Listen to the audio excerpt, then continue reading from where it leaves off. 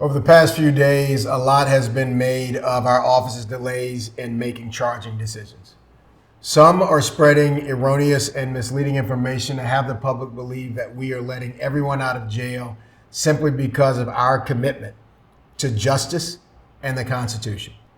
And while I maintain that we cannot and will not accept a case and move to prosecute cases without evidence, after a deeper internal review, it is very clear to me that there are areas that we can and we must make improvements. And let me just say unequivocally that the current 701 numbers are problematic and very frustrating to me. The people of this city need to know that the 701 numbers for 2021 are absolutely not the result of new progressive policies or reform. In fact, quite the opposite. These numbers are the result of a system breakdown. But because it happened on my watch, we are taking swift and corrective action on every single level to correct it. Whether they are already on the street because they made bond and released simply because of the release of bond obligation or release from custody, these numbers fly in the face of my goal of making screening, charging decisions in 5 days. That was my goal.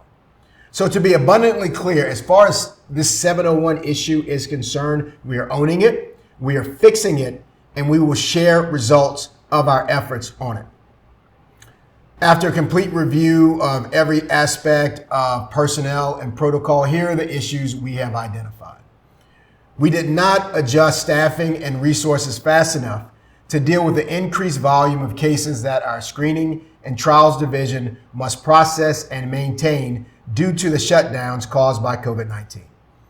This office also did not develop workarounds to make up for the lost access to databases and technology lost by the 2019 cyber attack. And we did not have adequate oversight of some of the critical functions that meet the standards that I have set for this office. So here's what we're doing moving forward. I have made and I will continue to make leadership and management changes to ensure that we have the right leaders in the right post to meet the current challenges we face. I've appointed Ned McGowan to step up and serve as first assistant. He formerly served as the former chief of trials. I've appointed Bob White to serve as executive ADA, and he will oversee all federal enforcement relations, especially those critical ones related to our surge-back strategies with our federal and state partners. Bob will also serve as an interim leader over those in magistrate court, focusing on first appearances, where the first bonds are set. I've appointed Matt Derbies to serve as the new chief of the trials division. And I've assigned Paige Klein, the former chief of all of screening, to solely focus and supervise murders, sex crimes, and general screening. We're also bringing back Karen Avery, an expert in domestic violence, to focus on those screening decisions.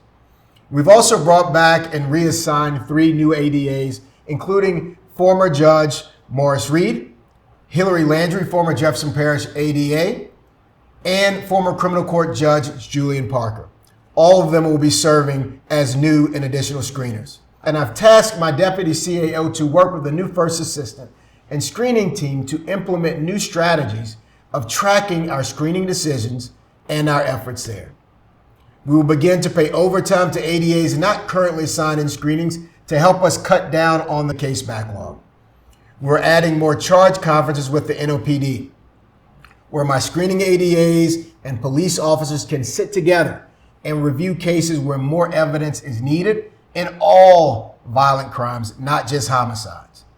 This will help us do a better job, exhausting all options so that we can build better cases faster.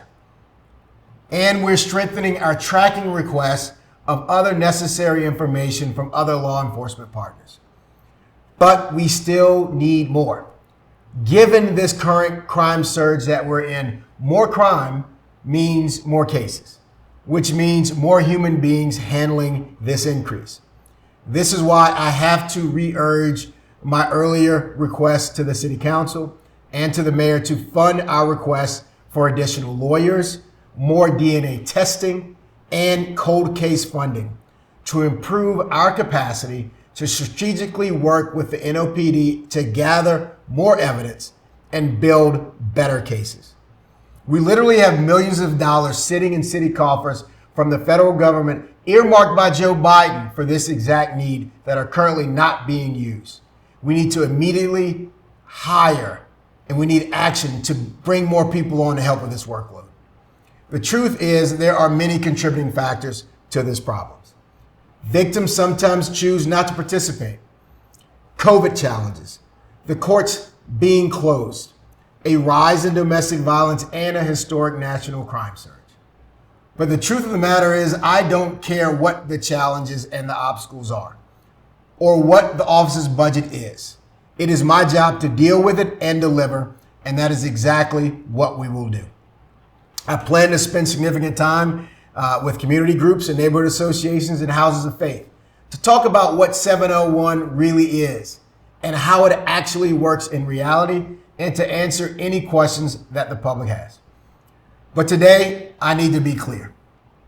We own this problem, we will fix this problem, and we will share our results with you so that you can measure it for yourself.